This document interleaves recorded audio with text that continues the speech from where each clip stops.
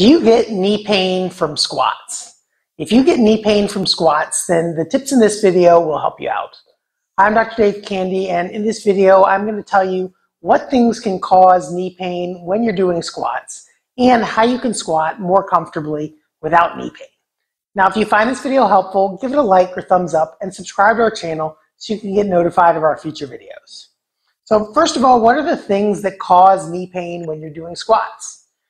Now, there are a lot of different things in your knees that can give you pain when you're squatting. You can have pain inside the joint line between your tibia, your lower leg bone, and your femur, your upper leg bone, or your thigh bone. Things such as arthritis in the joint or a meniscus tear. You can get pain from tendons on the outside of the joint, like your IT band on the outside of your leg or the patellar tendon on the front of your leg. But the most common cause of knee pain when squatting is patellofemoral pain, meaning pain between the kneecap and the femur. So if you have knee pain when you're squatting, here are a couple of tips that you can use. First of all, if you have pain on the front of your knees and it seems to be directly in the midline, whether it's below the knee from the patellar tendon or whether it's right underneath the kneecap, that has to do usually with movements in the sagittal plane or forward-backward plane. And that happens from either too much weight going on your toes or using too much thigh force. Now, when you're doing squats, if you have a bar across your back like this and you're going really far forwards where your knees are going in front of your toes, and especially if your heels are lifting off the floor, that's an indication that you have tight calves. But if your knees are going really far in front of your toes, that puts a lot of strain on your knee joints. And the further down you go into knee bend or knee flexion, the more compression there is on the back side of your kneecap up against your thigh bone.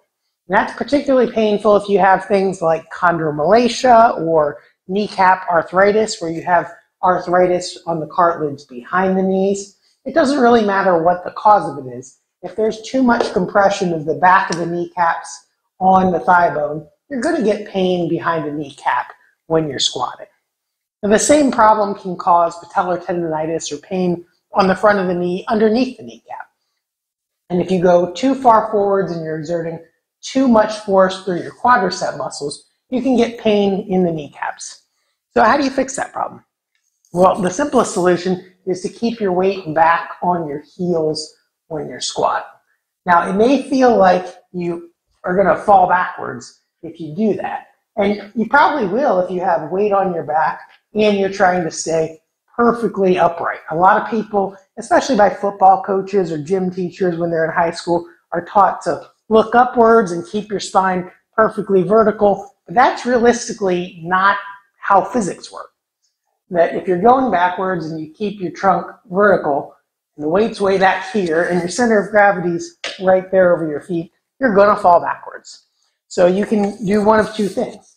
The most common thing that people do is they keep their back really arched and they feel like, oh, I'm staying straight. But you're really not straight. You're arched in your back, and even though you're upright, you're not straight. Now that not only can put your knees under more pressure, but it's also really not good for your back. It compresses the joints together in your lower lumbar spine. Can even put you at risk for a fracture of the lower lumbar spine if you're using a lot of weight. So it's good to keep your spine in a neutral position. And you can practice doing that using a dowel rod or a broomstick, or this is the handle to a Swiffer sweeper. Anything that's straight and light. PVC pipe works pretty well too. Tilting your back like that, flattening it out so that it's flat on the rod or the stick, and that way you know you're flat.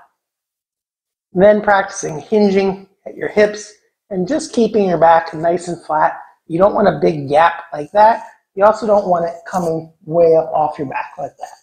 So flattening your back out against the stick and then trying to do a squat, keeping your back up against the stick. And that's really actually pretty easy for most people. Where a lot of people lose it or where they have trouble is when they come back up, they start to arch. And again, that's not really good for your back. But if you can sit back, keep your back nice and arched, kind of keep your tummy muscles tight and push through your heels, not through your toes as you're coming back up, push through your heels. The benefit of that for your knees is when you push through your heels, you make it more of a hip extension type of movement. And that uses your glute muscles and your hamstring muscles in the back of your legs. When you keep your weight more on your toes or your knees are more bent like that, it makes it more of a knee extension type of movement, which uses your quadricep muscles, and that compresses the kneecap on the thigh. The more force you have of your quadricep muscles, the more compression force goes through your kneecap, and the more kneecap pain it can create. Additionally, the deeper you go in a squat, the more force there is. There's the least compression force on your kneecaps when you're high up in a squat.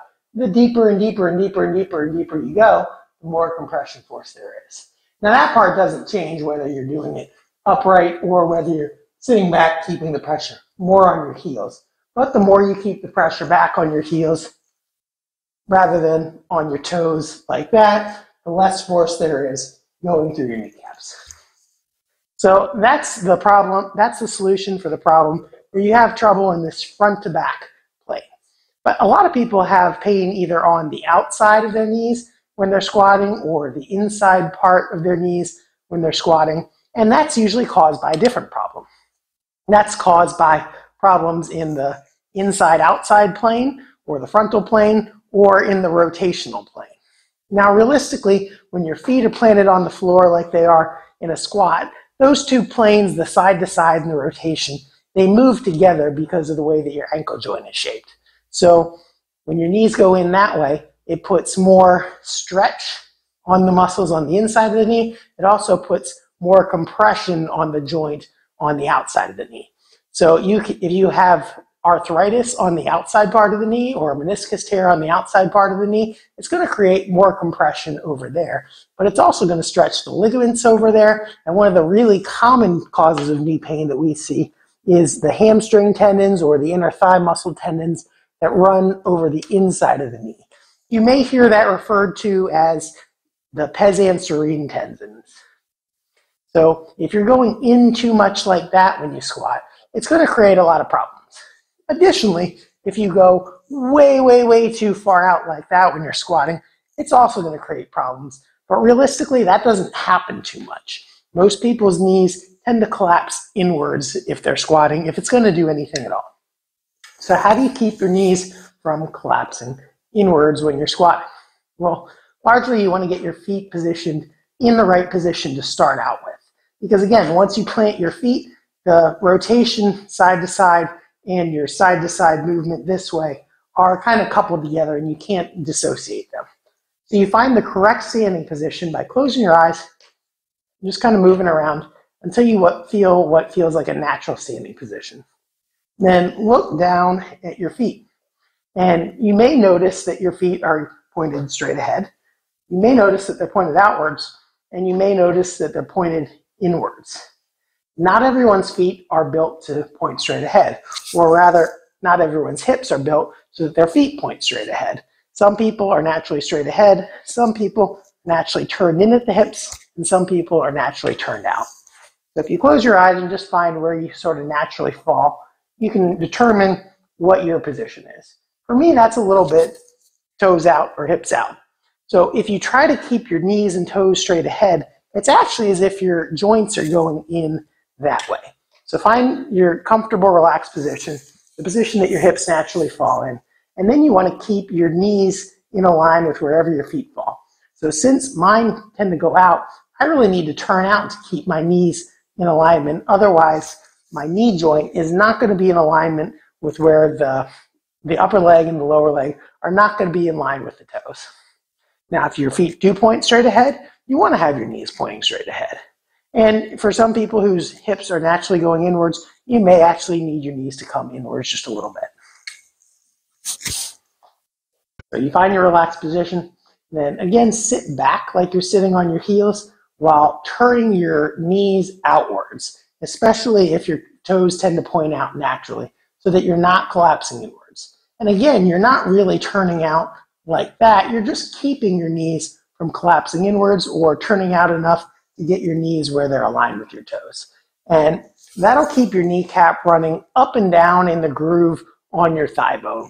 That when you bend and straighten your knees, your kneecap has to run up and down in a groove on your thigh bone, And if it gets too far to the inside, or particularly if it gets too far to the outside, you can get pain underneath the kneecap, or pain on the outside of the knee where the IT band attaches, or pain on the outside part of the outside back of the kneecap from the IT band being too tight and compressing the outside of the kneecap up against the thigh bone.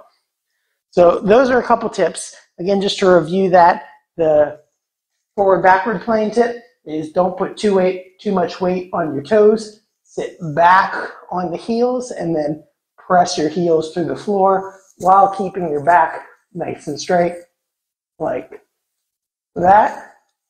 And from the frontal plane, standing with your feet in a natural position and turning your knees out until they meet that, or not allowing your knees to knock in as you squat down. And so those are tips to help you squat a little bit more comfortably. Now, if you try those and you still have some knee pain when you're squatting, or have other knee problems that you'd like some help for, just contact us at More for Life and we'd be happy to help you out. And if you're outside of St. Louis, or you found this video helpful in any way, give it a like, a thumbs up, and subscribe to our channel so you can get notified of our future videos. Thanks for watching and have a great day.